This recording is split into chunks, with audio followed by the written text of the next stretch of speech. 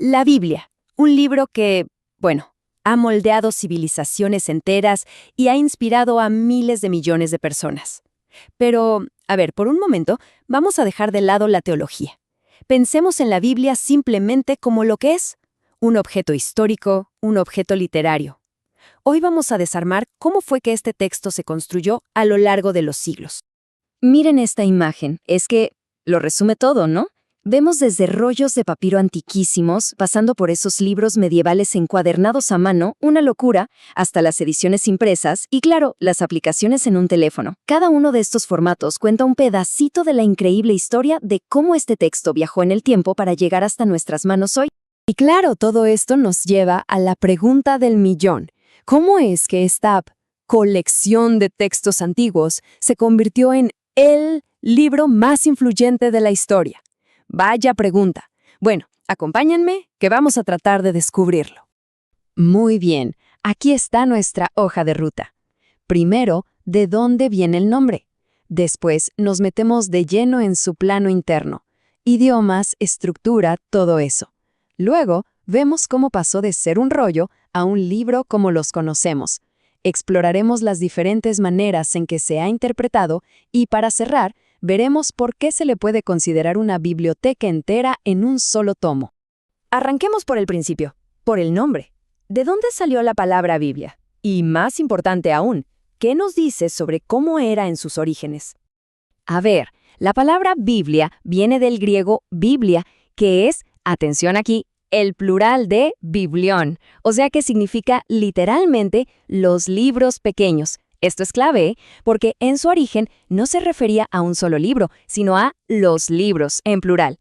Y el nombre, para más datos, está conectado con Biblos, un puerto antiguo que era el centro del comercio de papiro, que era el papel de la época. Pero aquí es donde la cosa se pone fascinante. Fíjense, alrededor del siglo V, esa palabra plural, Biblia, empezó a usarse en latín como si fuera singular. Así, de repente, los libros se transformaron en el libro. Y este cambio de lenguaje no es cualquier cosa, ¿eh? Es importantísimo porque refleja un cambio total en cómo se percibía una colección de escritos diversos, comenzó a verse como una sola obra, unificada y coherente. Ok, listo. El nombre ya lo tenemos claro. Ahora vamos a abrir la tapa, por así decirlo, y a echar un vistazo a su plano interno. ¿En qué idioma se escribió originalmente? ¿Cómo está organizada por dentro? Miren, esta infografía es nuestra guía perfecta para esto. Nos deja ver de un solo vistazo los 3 componentes clave de su estructura, los idiomas originales, cómo se divide y las diferencias que hay entre las distintas tradiciones. Es que la Biblia es un texto multilingüe. La gran mayoría del Antiguo Testamento está en hebreo. Pero ojo, hay algunas partes, como en los libros de Daniel y Esdras, que están en arameo, un idioma súper parecido. Y después damos el salto al Nuevo Testamento, que fue escrito casi por completo en griego koiné, que era, digamos, el inglés de la época en el Mediterráneo, la lengua que todos hablaban. Y aquí viene una de las diferencias más conocidas entre distintas Biblias, y está en el Antiguo Testamento. Como vemos en el gráfico, el canon protestante tiene 39 libros y el católico tiene 46. ¿Y esos 7 libros de más? Bueno, se conocen como deuterocanónicos y se escribieron en el periodo que hay entre los 2 testamentos. Esta diferencia en el canon, o sea, en la lista oficial de libros, es una de las distinciones históricas más importantes entre ambas tradiciones. Muy bien, ahora pasemos del contenido a la forma. O sea, cómo se veían físicamente estos textos. Porque créanme que el formato ha cambiado, y muchísimo a lo largo de la historia.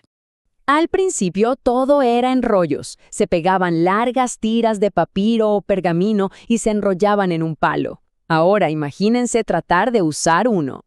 ¡Qué complicado! Buscar un pasaje específico era una misión casi imposible. Además, por lo general, se escribía de un solo lado, para que la tinta no se manchara al enrollarlo. La verdad era un formato súper poco práctico para leer y estudiar. Y entonces llegó la gran revolución tecnológica de la época, el códice, que básicamente es el abuelito del libro moderno. Hojas apiladas, dobladas por la mitad y cosidas. ¡Listo! De repente, se podía escribir por los 2 lados, era mucho más compacto y lo mejor de todo, podía saltar a cualquier pasaje al instante.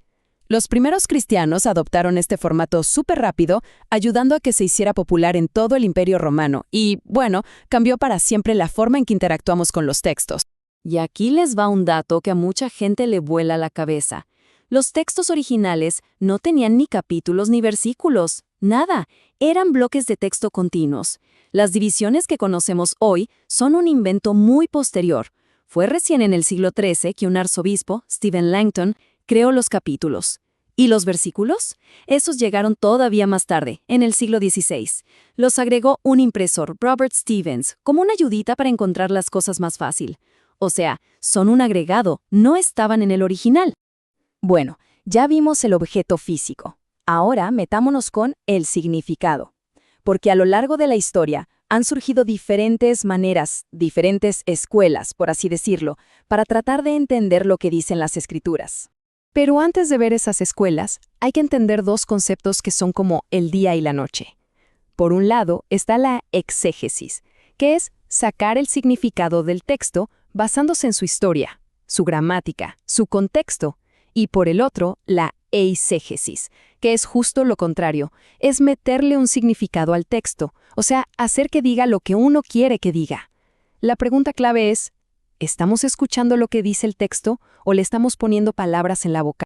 Ok, con esa diferencia súper clara en la mente, ahora sí podemos entender mejor cómo es que a lo largo de la historia han aparecido 4 grandes enfoques para interpretar. Cada uno es una manera distinta de buscarle el sentido a los textos. Vamos a resumirlos rapidito. La escuela alegórica busca significados espirituales escondidos detrás de lo literal. Luego, la tipológica, que fue muy importante en el cristianismo, ve las historias del Antiguo Testamento como tipos o adelantos de lo que vendría con Cristo. Después está la legalista, que se enfoca en sacar reglas morales o doctrinas de los textos. Y por último, la escuela reformada, del siglo XVI, que le dio con todo al exégesis, insistiendo en que lo más importante es el significado claro y directo del texto en su contexto original. Y todo esto nos trae a la última parte. Ya vimos el nombre, la estructura, el formato, cómo se interpreta. Ahora vamos a dar un paso atrás para ver el panorama completo y apreciar su increíble diversidad literaria. A ver, quizá la mejor forma de entender la Biblia es justamente esa, pensar que es una biblioteca. En serio, no es un solo libro con un solo estilo. Es toda una colección con una variedad de géneros literarios que es impresionante. Todos juntos bajo un mismo techo. Y en esta biblioteca encontramos de todo, ¿eh? Hay una sección de ley que establece la relación con Dios. Hay otra de historia que cuenta la gran saga de la redención. Hay estantes llenos de poesía, que es una poesía de ideas, no tanto de sonidos. Hay libros de profecía que anuncian el plan de Dios. Y por último, un género que fue único en su tiempo, el Evangelio, que significa literalmente buenas noticias. Y esto es lo que hace que su unidad sea tan alucinante. Pensemos en los números, en la escala. Estamos hablando de 66 libros escritos por decenas de autores diferentes, en 3 continentes, en 3 idiomas distintos y a lo largo de 1500 años. Es una locura. Y sin embargo, a pesar de toda esa diversidad de autores, de épocas, de estilos, el argumento central es que hay un solo hilo que une todo. Como bien lo resume la cita, el tema de este mensaje es el mismo en ambos testamentos, la redención del hombre. Y esto nos deja con una última idea dando vueltas en la cabeza. Si toda una biblioteca, escrita por muchísima gente durante 1500 años, en culturas e idiomas diferentes, logra contar una sola historia, una que es coherente de principio a fin, ¿qué nos dice eso sobre la historia misma que se está contando? Ahí se los dejo.